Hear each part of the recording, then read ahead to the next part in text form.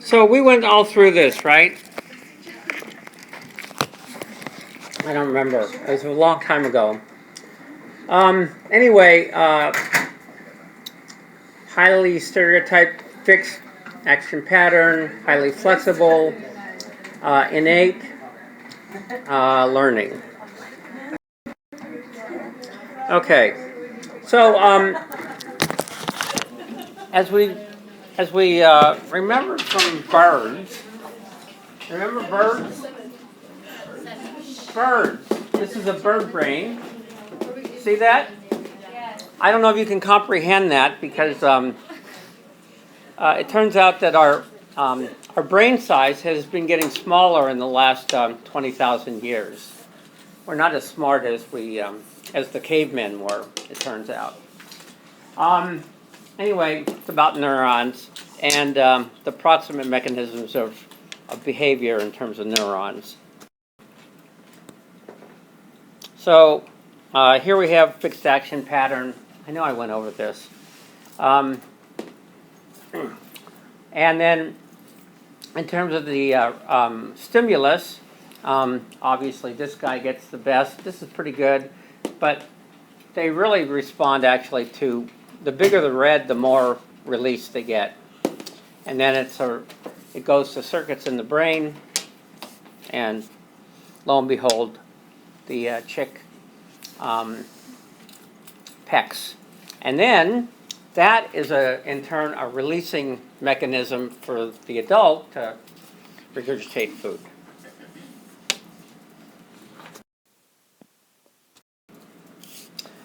And all this is, yeah, I know we've done this. Okay, so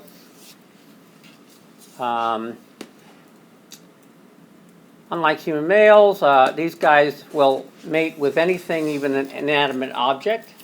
Of course, I forgot about Barbie. She's inanimate, but for some people, she's real.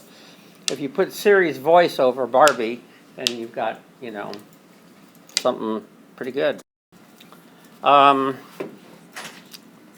Okay, I talked a little bit about this. This guy is deceiving. These are blister beetle larvae. Deceiving this, releasing a pheromone. They come in, they all climb on board. He goes and mates with a female.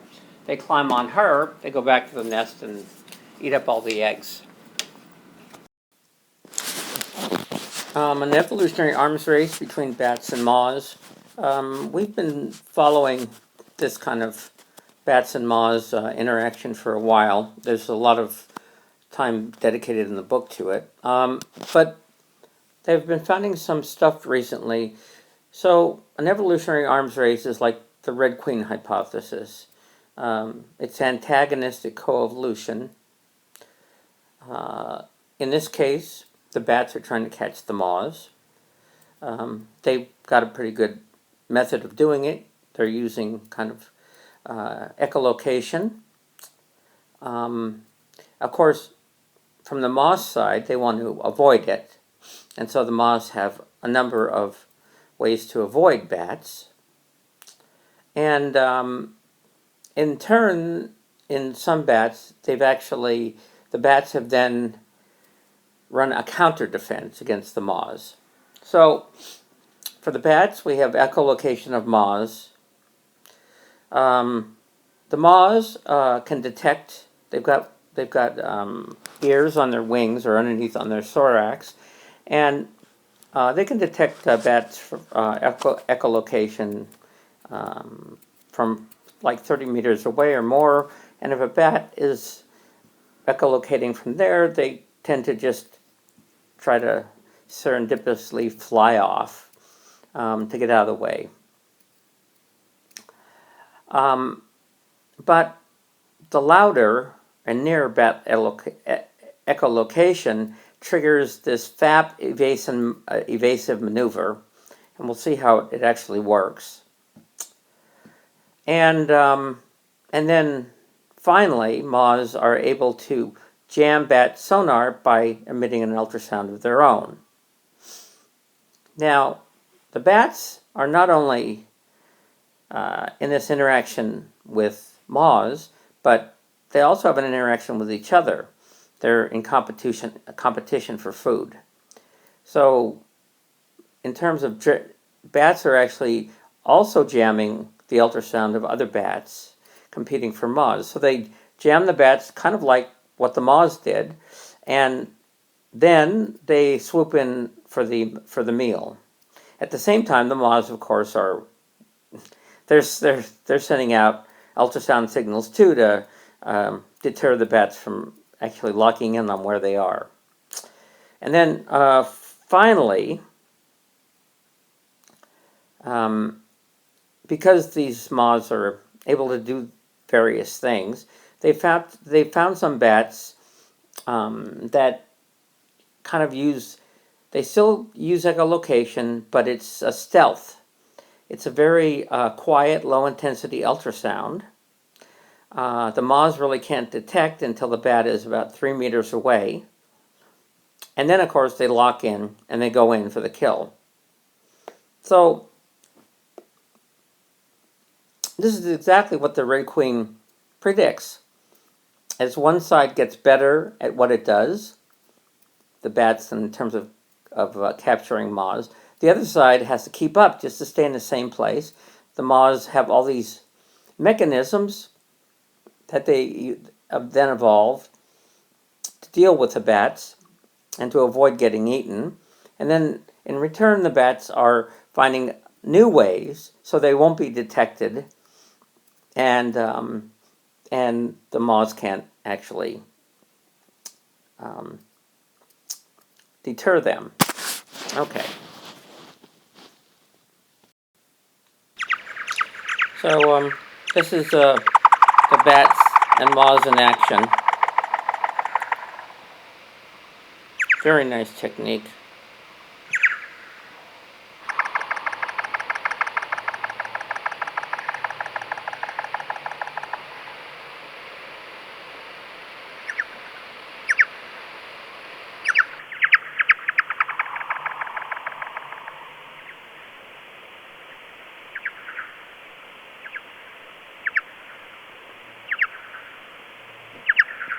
Oops, got away.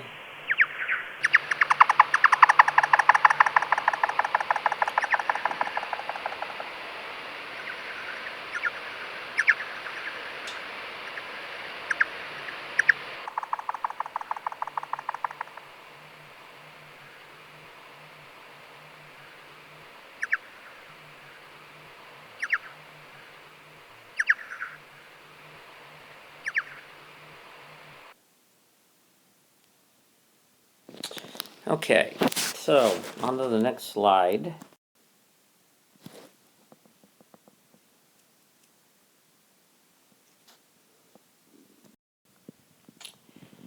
Well, I'll give you a kind of a run through about what's going on here. The bats emit this ultrasonic call. They get echoes back. They locate prey. That also, the moths can hear that. So they've got this very simple circuit that triggers an escape behavior, which we'll see kind of in a second. So the moths detect the bat call, then they take evasive action. If the source is distant, they kind of fly away. It's much more dramatic. It actually happens where the echolocation from the bats actually triggers an automatic response in the nervous system.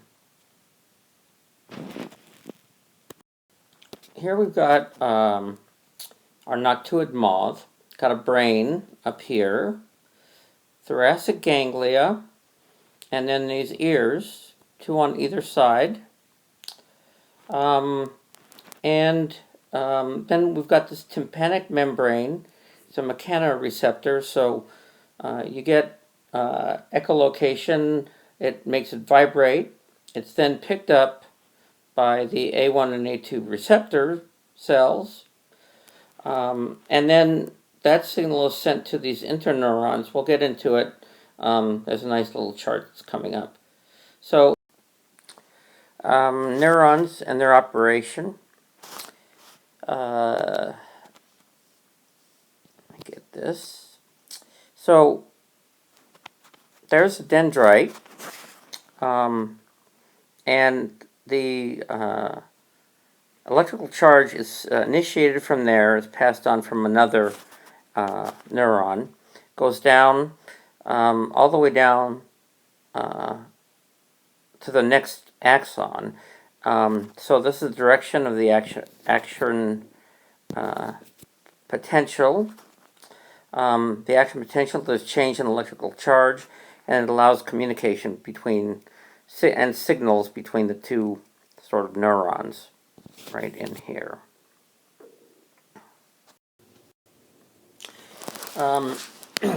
So if the signal isn't strong enough, the dendrites pick it up from the previous cell, then it doesn't create a strong enough action potential, which addresses the permeability of the cell membranes, and it's the way the ions actually move through the membranes.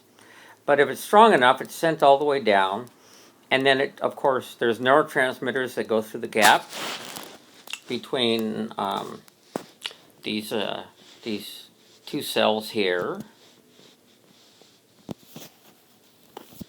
and that triggers the action potential if it's strong enough in the following cell. And so there's this kind of volley of cells, neurons, cells, action potentials onto the next cell. Neural network of the moth.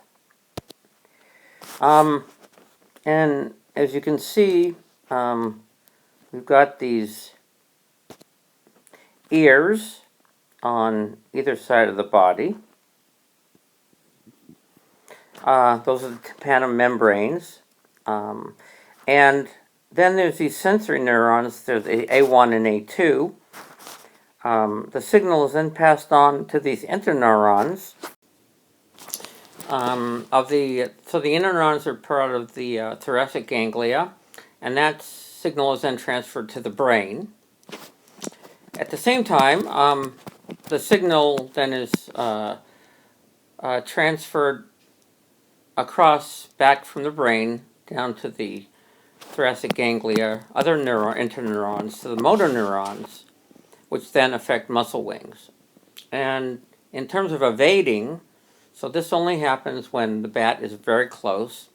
So in terms of evading, when there's really strong signal from the A1 receptors, that triggers a response where it kind of, I guess it stops the signal, or it changes the signal from the brain, and the muscle neurons don't work in synchrony anymore.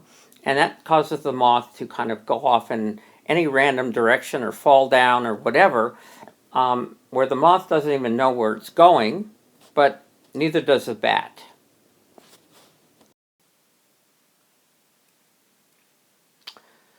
Okay, properties of the ultrasound detecting auditory receptors of the moth. So here are these different receptors, the A1 receptor, the A2 receptor. When there's low intensity stimulus, the A2 receptor doesn't respond at all to the sound, and the A1 receptor doesn't respond much too. However, when there's moderate intensity stimulus, the A1 receptor fires, and the A2 receptor doesn't. And then finally, with high intensity stimulus, we've got a situation where both actually fire due to these ultrasound pulses. So you have these ultrasound pulses right here, all the way down the line. The A1 receptors are obviously firing. In contrast to pulses, which the A1 receptors obviously respond very strongly to. If there's a kind of a constant sound, they initially respond to it, and then the receptors kind of stop responding to it. So it's the pulses that are part of the stimuli that the A1 receptors are very sensitive to do. There's no pulses, which correspond to the echolocation pulses of the bats, then it's kind of like the receptors, in a sense, ignore it. Moths have different responses depending on where the bat actually is.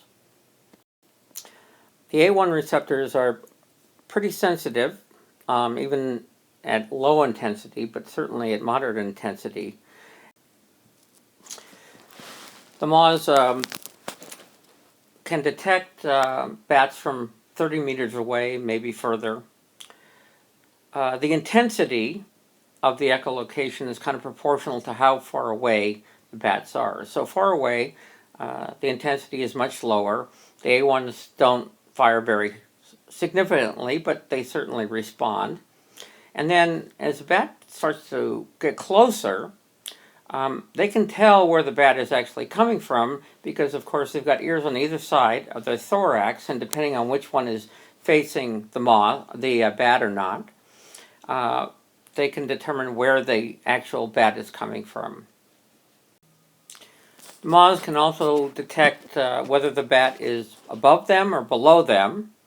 Of course, the wings kind of get in the way of or block the echolocation, so when that happens, they can kind of tell, especially since the wings are going up and down, there's kind of a modulation, and the moths can tell whether a bat is then up. If the bat is underneath, there's intensity all the way, and they can tell then that it's underneath.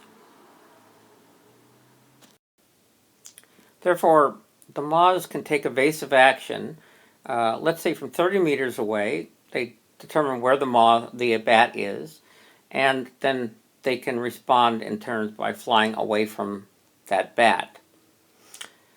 But as a bat actually hones in on a moth, and of course then it's sending these echolocation pulses, and they get more rapid, the pulses, and stronger, the A1 receptors really start to fire, as we saw earlier.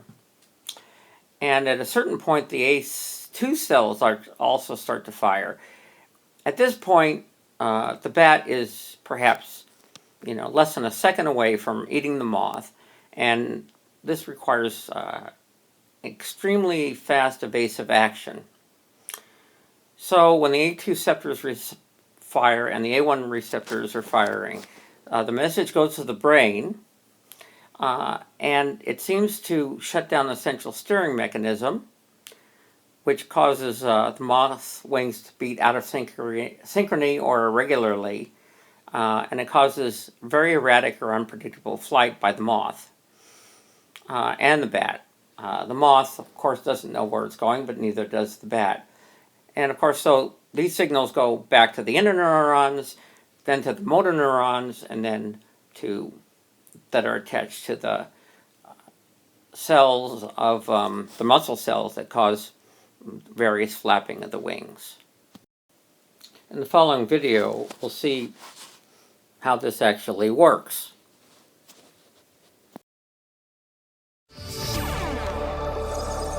This yellow underwing moth is very unlikely to end up as their prey. It's equipped with an early warning system to detect a bat attack. Bats hunt with sound. It gives them a better picture of their surroundings than their eyes can see in the darkness. They produce very high-pitched squeals beyond the range of human hearing, and then listen for echoes bouncing back off potential prey. Each echo gives the bat a single audio image, like a snapshot of objects close by. Repeated squeals give the bat a more continuous impression. Once the prey is in range, the bat locks onto the target and homes in for the kill. But this moth can hear what's coming. Its ears are specifically tuned to the bat's sound search system. The moth's ears are simple pits just above its legs, hidden under its fur. The bat's shrieks vibrate the moth's eardrums, triggering a reflex action of nerve impulses, which fire straight into the wing muscles. As the bat closes in, it squeals higher and faster, and the moth's wings react, changing its flight path to duck out of danger. So the moth's life is saved by a dramatic nosedive, switched on entirely by sound. Moths also have another counter-defense or defense against bats. They can actually jam a bat's echolocation ability, and so it explains this in the following video. So we've seen what moths can do to bats, including taking evasive action or jamming their echolocation. But bats also have to contend with other bats. They're all hunting for insects for food. And there's a lot of competition. So when you see all these bats come streaming out of a cave, there's a lot going on. Well, it turns out bats can also jam bats. So here's a video on that as well. Now that we've found out what bats and moths can do, it turns out that humans also have echolocation abilities. It's certainly not as refined as either the bat or the moth, but this following video will show you this fellow who's blind, who can actually use echolocation using clicks that he makes to navigate the world around him. And he's taught this to many different people. As you know, many animals are able to detect things that humans can't. For example, ultraviolet light, electrical signals, heat, like pit vipers, things like that. So here we have a good example. A lot of flowers signal insects or insect pollinators that they are good to eat and kind of guides into where the nectar is. Another interesting ultraviolet detection system is with kestrels and voles. Now kestrels, which we have right here, are very small falcons, and they can eat all sorts of different things, including birds, but also these little voles. Okay, and voles live in these fields. The question is, for the kestrel, how does it know which fields have lots of voles and which fields don't? Well, it turns out that when kestrels fly over these fields, and there's lots of voles, there are vole runways all over the place. And on those runways, which are just not below the surface, but on top of the surface, but underneath the grass, voles, they defecate and they urinate. And that stuff actually shows up under ultraviolet light. So kestrels can actually see ultraviolet light and see those feces and urine. And we can see that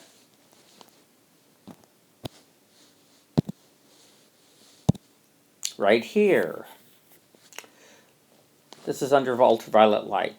So when a kestrel flies over a field and there isn't much of this ultraviolet signature of feces and urine, then it keeps flying and it finds another field, and if there's a good signature, then it knows there's lots of voles there, and it's a good place to hunt. Monarchs, butterflies, also use UV radiation in terms of finding out where they're going, as well as polarized light.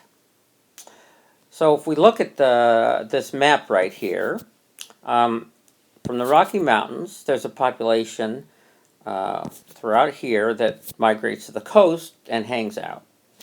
And then there's these Midwestern and Canadian populations that migrate back down to Mexico.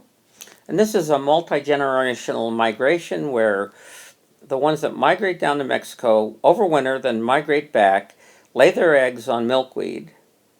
That generation hatches, flies up to their summering grounds, and then depending on how far up they are, they either lay another generation that then flies back down, or they themselves fly back down to Mexico. So it turns out that monarchs use radiation, UV radiation, to actually begin their journey, and then they actually switch to polarized light. And they found this out by using polarizing filters as far as the polarized light. So, for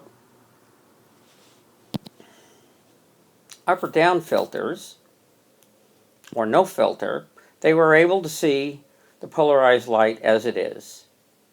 So these are directions along the x-axis, and then number of events on the y-axis. But if they put the horizontal filter in, then they were thrown off as far as which direction they were actually going. When moths detect bats, as we saw, it's pretty much a one-step process. It's very simple. You have those A1 receptor neurons that are activated by the tympanic membranes. And then they go to interneurons and whatnot. And that's fine for what they have to do, but some pattern or some behaviors are a lot more intricate and require more intricate signaling. And one of those is what are called central pattern generators. So, as we can see, some require a series of muscular responses that are not under the command of a single cell. So the question is, what is a central pattern generator? Well, you can see neural clusters play a kind of a pre-programmed set of messages, kind of a motor tape, to organize the motor output underlying behavior. So once it's activated, that motor neuron stuff tape plays out all the way till the end until the stimulus that was causing the behavior ends. Central pattern generators are rhythmic patterns of behavior, and they're called oscillators. And they include flying, walking, breathing, things like that. When they're activated by a releaser, these controlling neurons make two cells fire in opposite phases by alternating excitation and inhibition. Tritonia are these little sea slugs or sea hares right here. And they're not necessarily very smart, but they don't have to be. But this one looks like it's in trouble because if it doesn't move, there's this sea star that is probably going to latch onto it and eat it. Well, once the Tritonia actually senses the sea star, or any other predator for that matter that's slow moving, the central pattern generator, so we can see up here we've got sensory receptors, and then we've got swim initiation neurons, so excitation and inhibitory, and then central pattern generator is right here, and finally flexor neurons that make these muscles fire.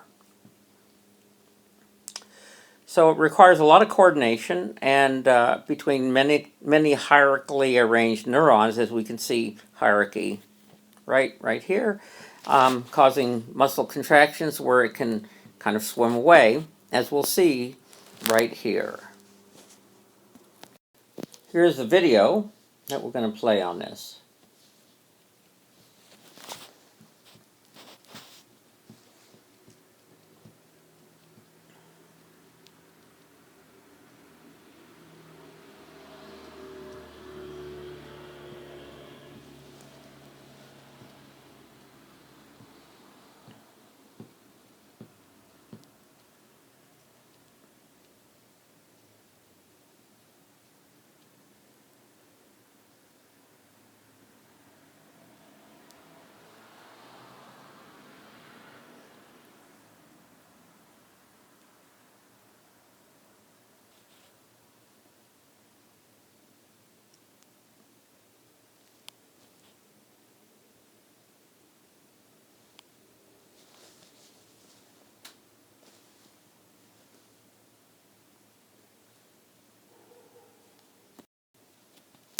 What is stimulus filtering? Well, organisms, including us, get bombarded with all sorts of information that's coming in. Some of it's relevant, some of it's not. Some is very important to pay attention to, others less so. And so our brain actually filters a whole bunch of information that we just don't really care about and that really isn't important to our, let's say, survival or reproduction, whatever. So stimulus filtering is the ability of neurons or neural networks to filter out vast amounts of information in order to focus on the biologically relevant ones. Stimulus filtering takes place at the level of the sensory receptors, the interneurons, the brain, all of that stuff. I put it on and left it on. Why did it do that? Okay, anyway, damn.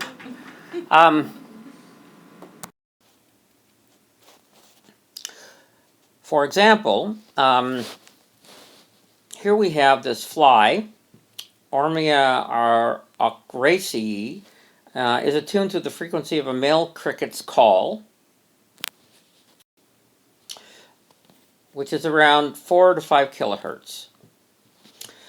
So the cricket, the cricket is actually, the male is calling, of course, for a female, and the fly, which is a parasitoid fly, it's going to lay its eggs on the cricket, follows this signal.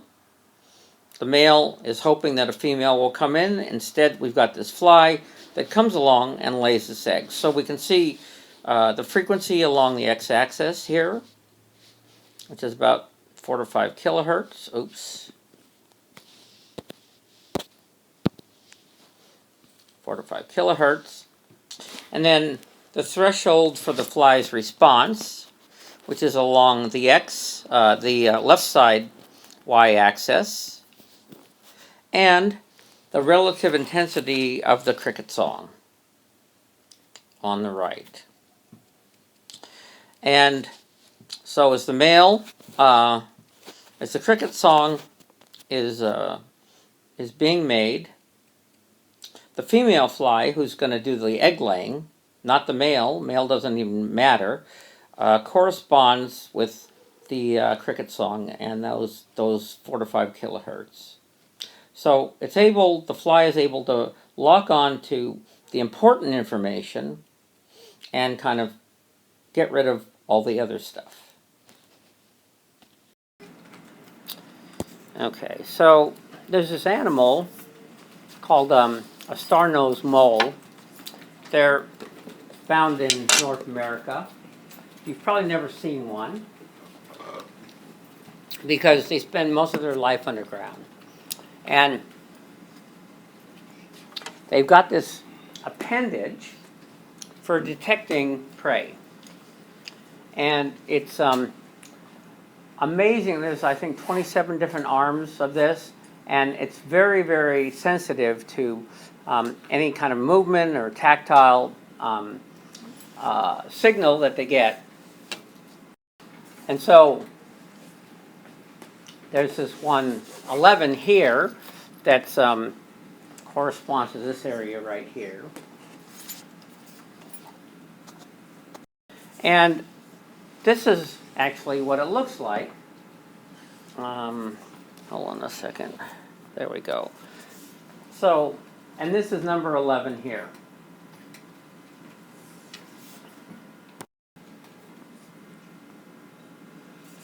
And then if you look at appendage number 11 and then average area of cortex per input fiber.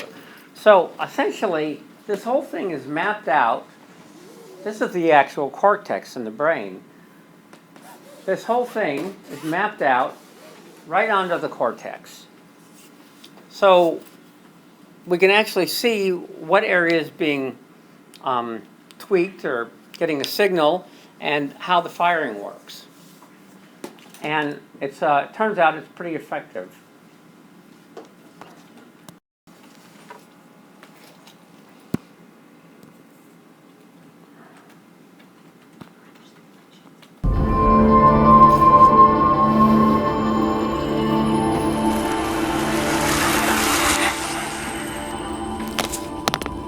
In North America, another mammal has paws that look like flippers.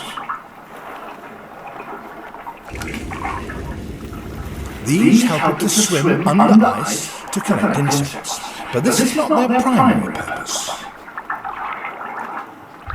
This creature is a digger, a star-nosed mole. Its paws are spades for pushing aside soil while it tries to locate its prey with its astonishing nose. This has 22 fleshy arms. Each is so densely packed with nerve endings that the mole could touch a pinhead with its nose in 600 places at once, allowing it to locate the tiniest of prey. Living in soil rather than sand, this mole can dig proper tunnels. It constructs a labyrinth of passages and regularly patrols them to collect any prey it drops into them.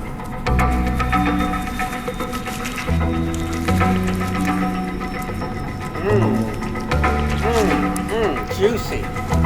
Gollum.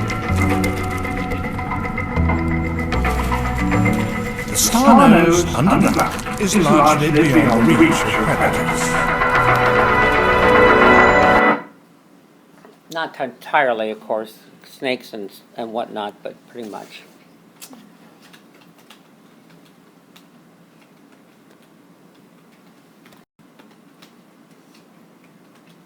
Okay. This is kind of a sensory analysis for 4 different insectivores, and then us, and a few other things. So we've got the star-nosed mole, and then this is the appendages right here. So it's almost like the whole animal is kind of dedicated to that movement and finding prey. Obviously, it changes, it differs. So African hedgehog, in almost all of them, it seems like the mouth is a big part of it. If you look at humans up here, so our hands have a lot of receptors. If you've ever been injured your finger or whatever, it's usually much more painful than some other part of your body. And your feet, because we're always walking around. Let's see. Well, also there's, what is it? This thing right here. That's, we're always concerned about that as well. So this is actually how our brain is kind of mapped out in terms of our physical world around us.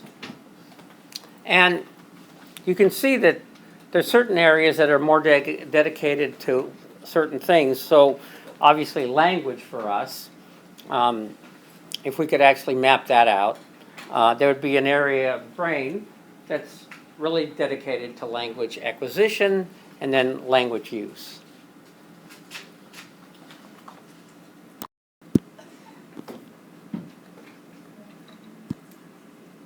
Oh, shoot. Hold on a second.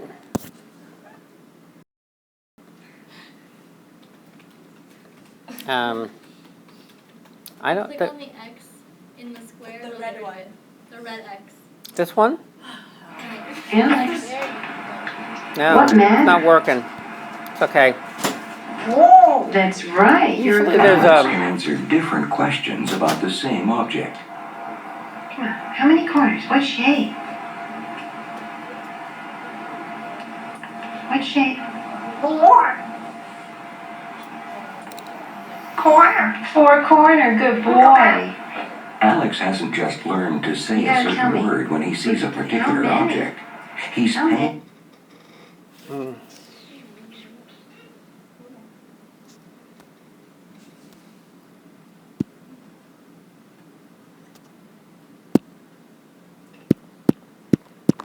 What's going on here? Come on.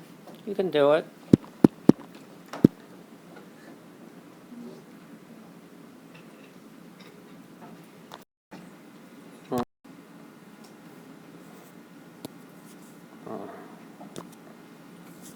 Okay, so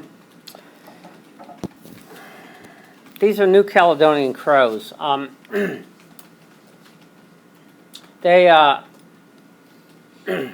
they're on this island in the South Pacific off of Australia, and they make a lot of tools to use to fish out grubs and things like that.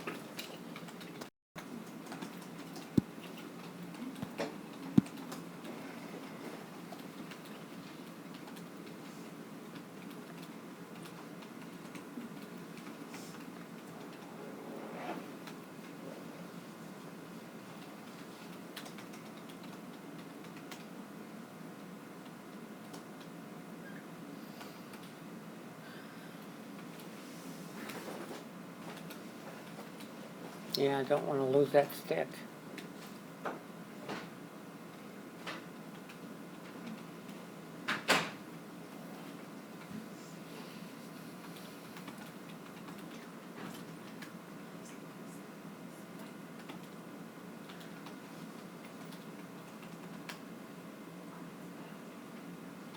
Okay. So these are smart. And then here's a little abstract thinking. I think you saw this before, but just in case.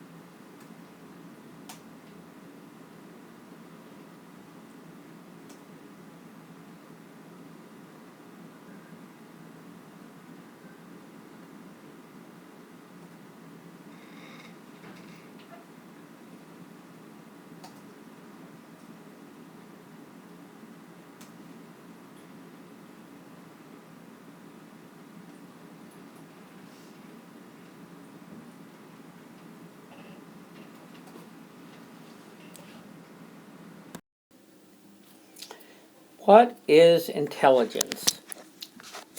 I asked the class about this. I think I said something like, kind of like pornography, you know it when you see it.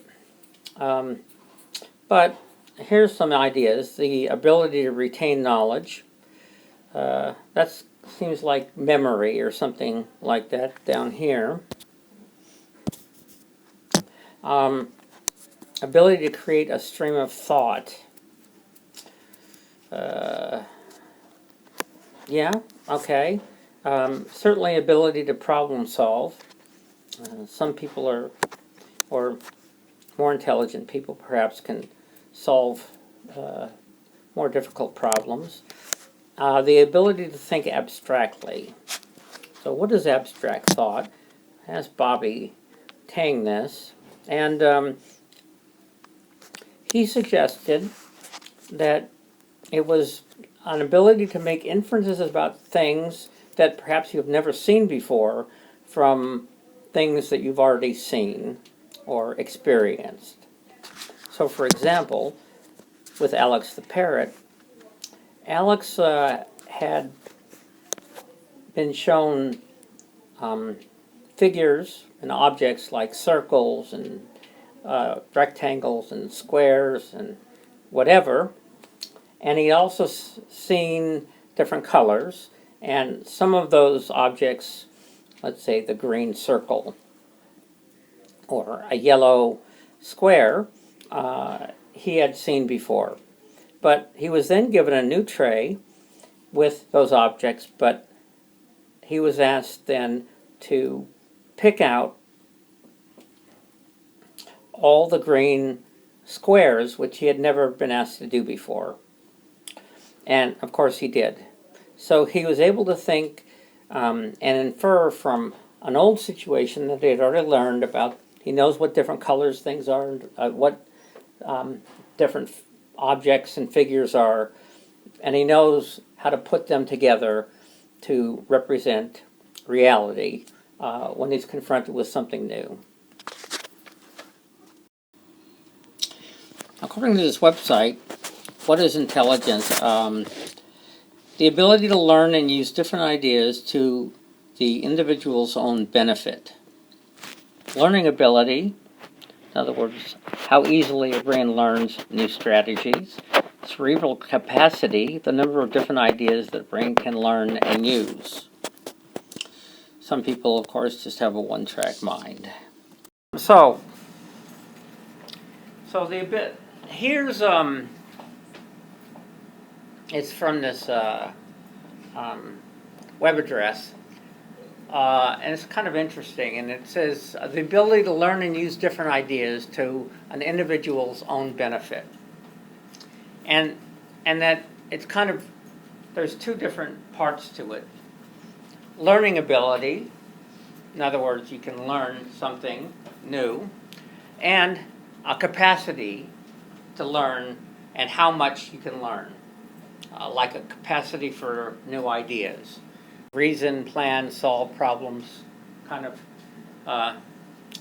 what Bobby was showing.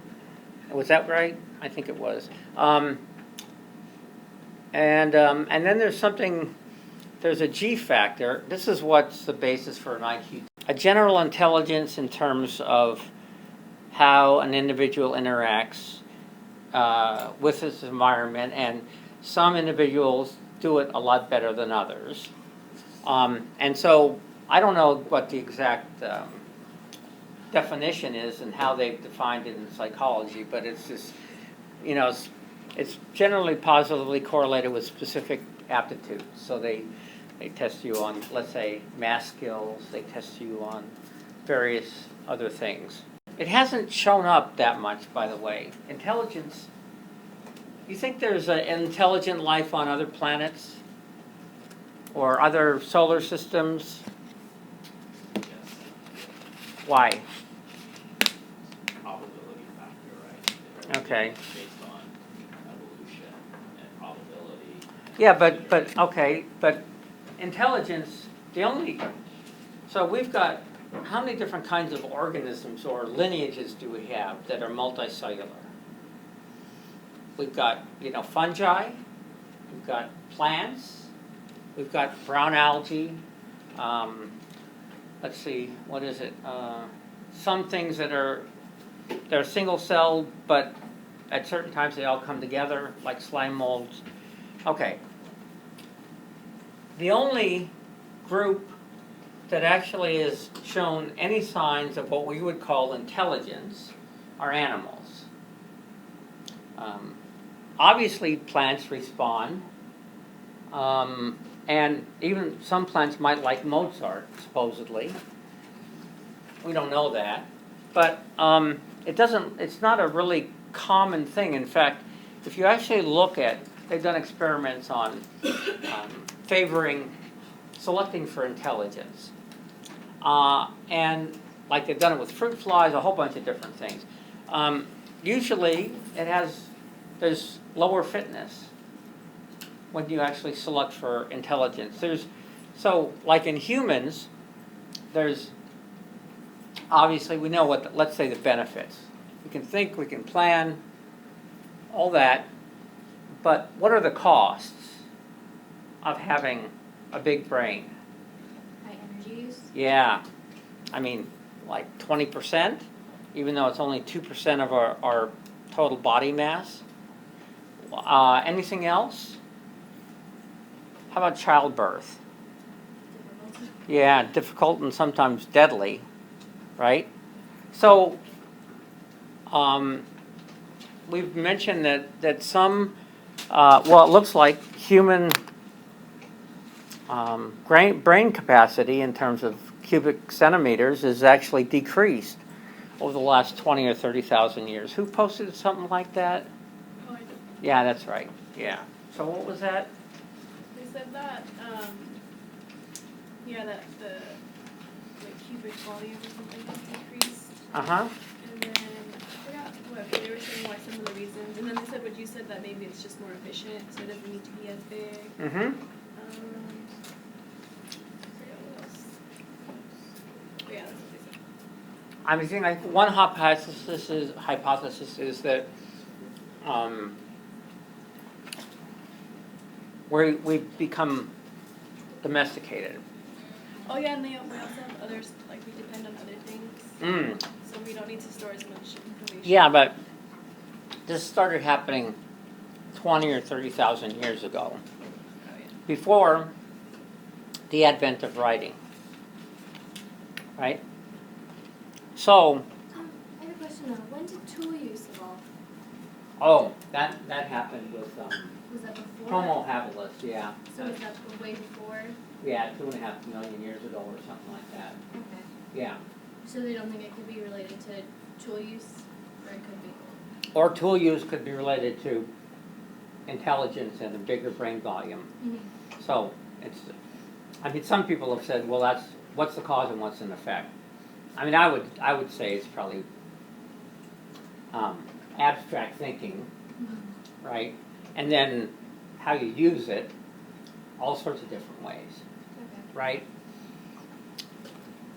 So what? Well, just kind of going back to your question, if there's intelligent life on other planets. Oh yeah. Like, the probability to happen here, right? And there's there a theory that there, before our common ancestors, before our Luca, right, there was the rise of other like cells, and they just didn't make it. Mm-hmm. So then, like,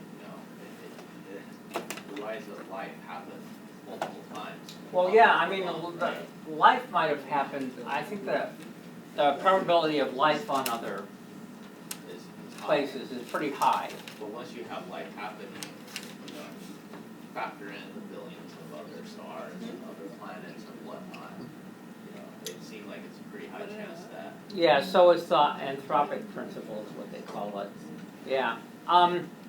The thing is, I just look at it in terms of life here, and only one lineage, animals, has shown any signs of intelligent life, and obviously certain lineages don't even show that within animals. So it's definitely rare. And I don't know if it's, well, obviously it could happen. I just don't know. First of all, would you consider a cat intelligent? To a degree. Okay. Yeah. I think when we're talking about intelligence on other planets, we're talking about other, loosely use this word, other civilizations that are able to Mm-hmm. leave their planet as well. Yeah. Okay. The thing is, do you think we can communicate pretty well with cats? What do you think, what's the chances of some other civilization that we come in contact to, that we can actually communicate with them in any real way, any more than with a cat? Well, if they're able to get off their planet. What? If they're able to get off their planet. Well, yeah, I'm There's a sure. higher level. Well, it's kind of like a cat is, it's all relative, right? Mhm. So we can communicate with gorillas, for example. We have some basic communication with them. have basic communication with like higher order intelligent beings. So we're assuming that whatever other thing is out there, if they're able to develop enough technology to be able to manipulate travel or manipulate this or that, then we should be able to communicate with them. What if they encode thoughts in a completely different way than we do? Right. But then if they're that advanced, they would be able to Well, I mean, figure things out. Maybe that's an assumption. You're making an assumption. Maybe they would look at us like we're looking at a cat and think, God, well, they're nice to have as pets, but well, yeah, that's the thing. I think you're assuming that they would communicate with the same mechanisms that we do. You know, we use a certain, very limited range of senses to communicate with our world to understand it, and they might be on a completely different range. Right, no, I understand that. I'm just saying that if we're not making the assumption that they're much more advanced than we are. then they would look at us as like a cat. They would look at us as like a cat or even like an ant, but perhaps if they have any interest, perhaps, for example, let's forget about talking about other civilizations Sure. and other planets. Just within on Earth, right? I'm talking about thousands of years later, we might have developed enough technology where we could communicate with a cat. That's what Yeah. I'm saying. So if we're dealing with that type of advanced civilization somewhere else, even though we might be an ant to them, they would have already figured out how to communicate with an ant. Deep thoughts, though. Yeah. Anyway, some ideas that are kind of. Right, going to the whole question of intelligence, we might, in the grand scheme of things, right? Yeah. We could just be, within the entire universe, we could be just like a rock, We might be really stupid. We think we're intelligent. But Yeah. We're just kind of what is it? Animated matter in some way. Right. Yeah. Anyway, okay. And then there's this general intelligence I was talking about, the one that they try to measure for IQs. But there's also different kinds of intelligence. Anybody in here play music? None? Oh, that's Science majors. what? It's a room full of science majors. Yeah, I know, but We don't do art. God. Okay. Anybody in here good at math? So you're, and you. So you have a kind of a facility for math that maybe other people don't. Because I don't have a facility for math. I went through calculus, but I fell apart because there's a spatial part to mathematics at higher levels, and it turns out I don't have that. In fact, I'm actually a retard when it comes to spatial stuff. No, it's true. I went into UCLA and they gave me this, kind of cognitive test. And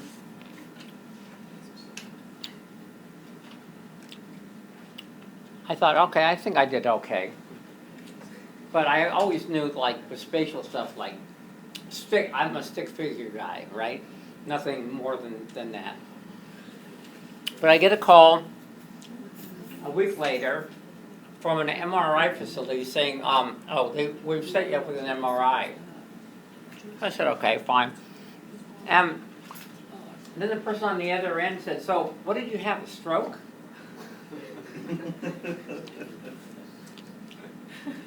I go, no, but a lot of people with strokes, of course, don't know they've had them, so I guess it's possible. So they did an MRI, nothing shows up. But I've known this since I was forever, that I've got this diminished spatial sense. Now, I don't know what I'm missing, obviously, because I don't have it. But I definitely don't have it. It's interesting because I can actually, I have a map sense. It's not as advanced as some other people, but it's not like someone who goes outside and they've got to turn on their GPS every time they go outside because they don't know where they are. I've met people like that. They're afraid to go outside.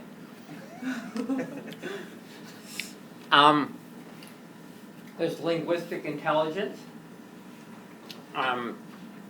social intelligence. We talked about the Machiavellian or social intelligence hypothesis. So, in fact, there's like idiot savants who can be incredibly gifted at music or figurative art or things like that, even though in all other ways they're retarded. So, what led to the evolution of intelligence? Any ideas? Before there were intelligent beings, life got along just fine without it. Maybe it was an increasingly changing world, and we needed to be able to navigate, different scenarios. It's just an advantage, right? I mean, It's an expensive advantage, it's though. an expensive advantage, but it's cost benefit advantage. In some So it's like situations. So you're like an octopus, and you can think more abstractly than other sea creatures. Yeah. You're going to be able to eat more often, even though it's more expensive. So on that aspect, Yeah. you'll survive. I mean, obviously, there has to be a benefit that outweighs the cost, or selection is going to favor less intelligence. And that's been shown a lot of time. I mean, there's a question now, of course, with that study that you mentioned, maybe we're just selecting for dumber people. Of course, you're then assuming, is there a correlation between brain capacity or brain size and intelligence? Our caveman ancestors from 20 or 30,000 years ago, well, we're pretty intelligent right now. We've done some amazing stuff. They never did anything like that. Maybe they were capable of it, we just don't know. Maybe their bigger brain, well, one hypothesis, they were less efficient with it. Or two, it was used for something else that we don't really confront nowadays. So that's a couple of different hypotheses. So someone said something about moving around, and so one of the ideas about why intelligence evolved is the cognitive map hypothesis. And knowing where things are and being able to access those things. They did a study in Australia, and they looked at IQ tests in Aborigines and then Australian, Europeans. And the Europeans, of course, there's been a problem with IQ tests in terms of cultural stuff. But one thing they did notice is that the Aborigines scored much, much higher on spatial stuff and kind of having a mental map than Western Europeans. I mean, it was off the board. Even though they didn't do well on the other, like the IQ test and stuff like that, they did extraordinarily well because before they, I mean, some are still living that way, you know, as nomadic hunter-gatherers, and knowing where things were and reading where things might be was absolutely essential to their survival. So, this is, these are corvids, jays and crows and ravens and things like that. And they're very good at remembering where they put things because they cache a lot. And they cache, you know, for future use. And not only do they cache, but they remember what they cached as well. So, if they cache something like a seed versus the larva of some insect, they knew that the larva would spoil much more quickly than the seed would. And so, they knew to go back and retrieve it before. So obviously they had that kind of abstract sense that they knew, oh, this is what happens if you compare to these two sorts of foods. And nutcrackers are probably the best caching animals. In other words, they make these small surface caches and they put a few seeds in all of them. It's kind of spreading the risk. And they can do like 30,000 during a season, 30,000 different caches, way beyond anything that we could do. They also, depending on if they live in social groups or more by themselves, there's also a difference in what they do as well. So when they're living in social groups, they're very aware of who's around when they're caching. And what they do is they make false caches.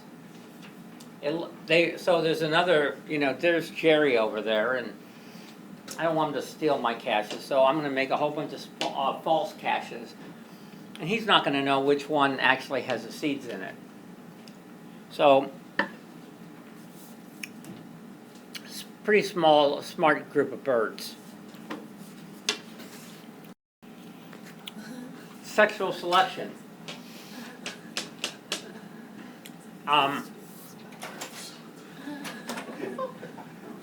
Einstein, yeah, he was ripped. You know, yakety yaks, pretty good. So, in terms of sexual selection, do you guys make a decision based on looks or on intelligence or anything like that? No, mainly looks, right? Depends on what you're looking for. Yeah, that's true. So there's this idea that sexual selection favors intelligence. Obviously, an intelligent mate would provide certain advantages versus one who's dumb as a post.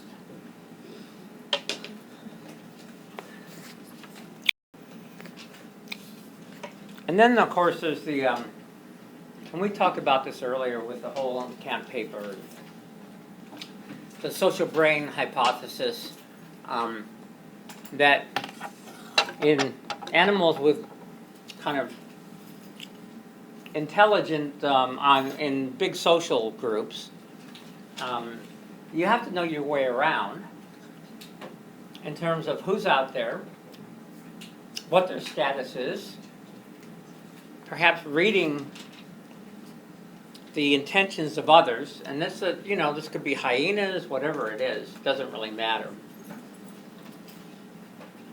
And there's this idea of, anybody know what theory of mind is? Sounds familiar. Let me see what the, let's see.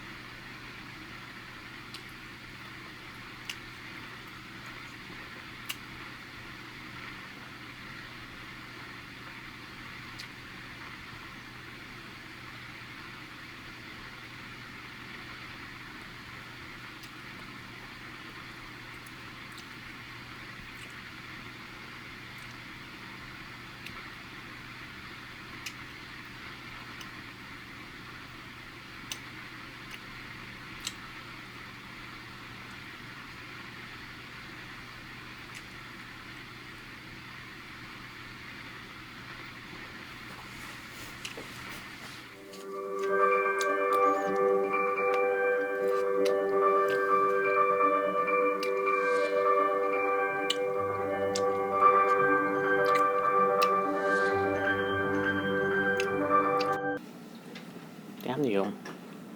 Did it again. And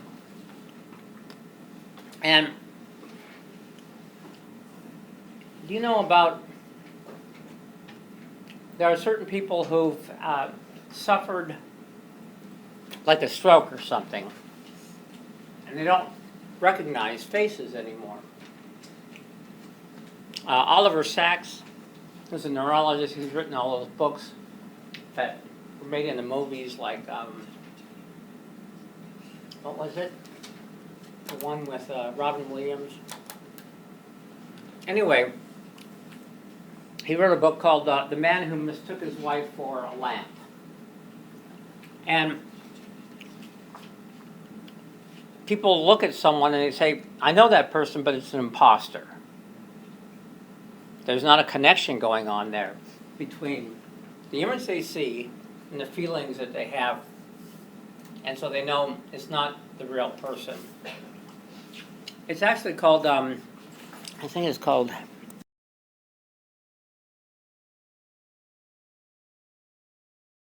yeah,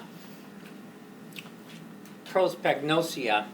And also, some people are just born with kind of a deficit in actually recognizing faces.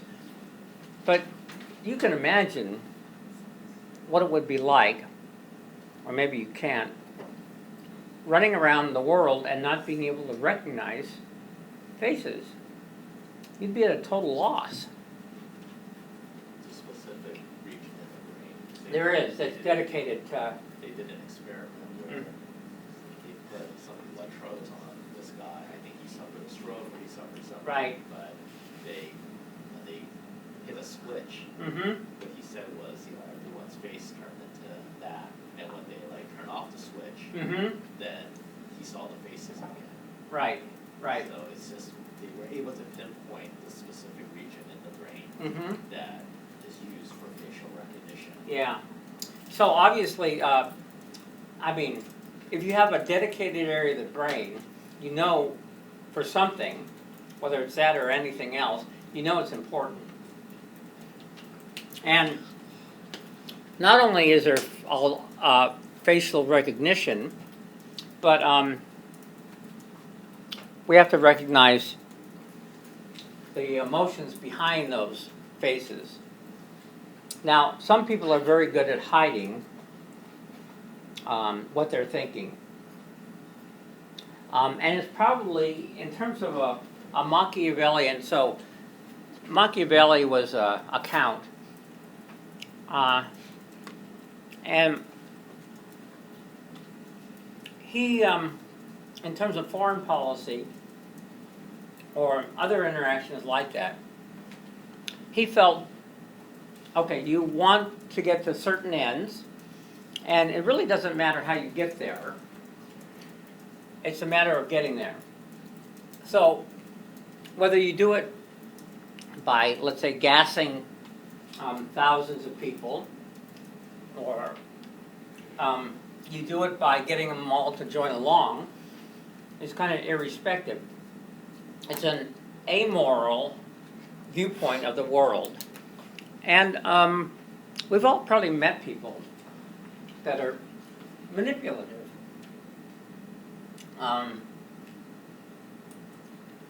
That kind of operate that way. In fact, it's hard. I can't, I'm not all that great. I can, I guess, tell a yarn, and some people will go along. But in general, there are some people that are just amazing at what they can do, and gives them a huge advantage. So, and they also, so this is a social group of wasps, and these are solitary. And it turns out the social group, they have a much more varied face, so their faces change, or their faces have a lot more variation in them.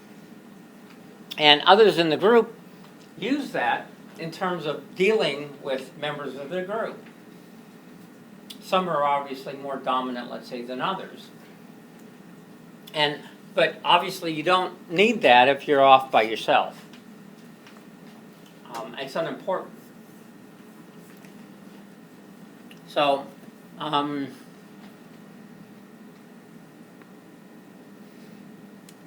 guess that's all I'm going to say about facial recognition, but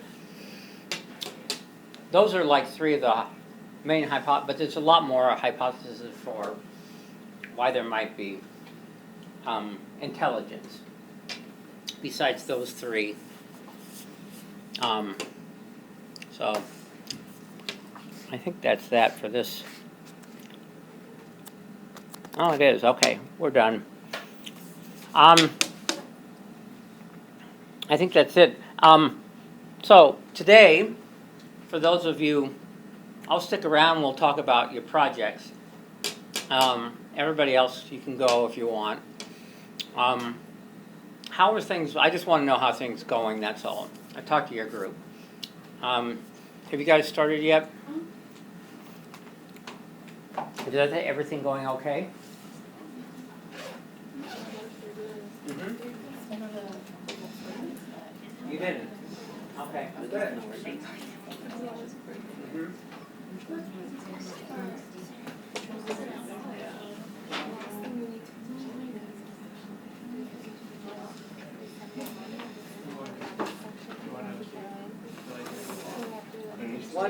Okay, so what does it do?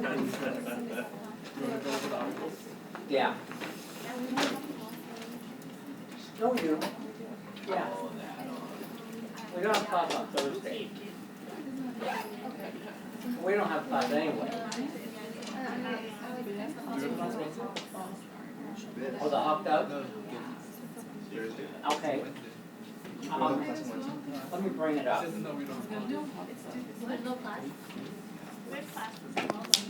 What? Hmm? Yeah. I think so. You don't want it? We're gonna have it. Maybe I'll bring some like turkey or something like that. I don't know. But no, we're gonna have it. Of course, it'll probably be a wasted section because people won't show up and all that, but we'll have something that will give you an advantage on the next test that people who don't show up won't have. Free 10 points. How's that? A free 10 points for people that show up. Yeah, maybe. Yeah. Okay.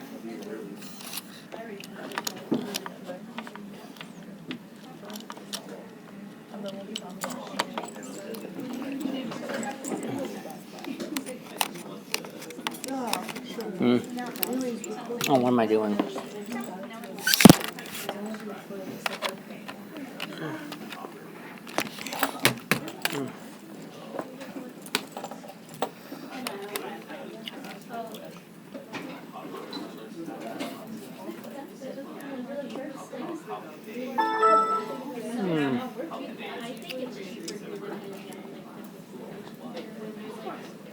Okay.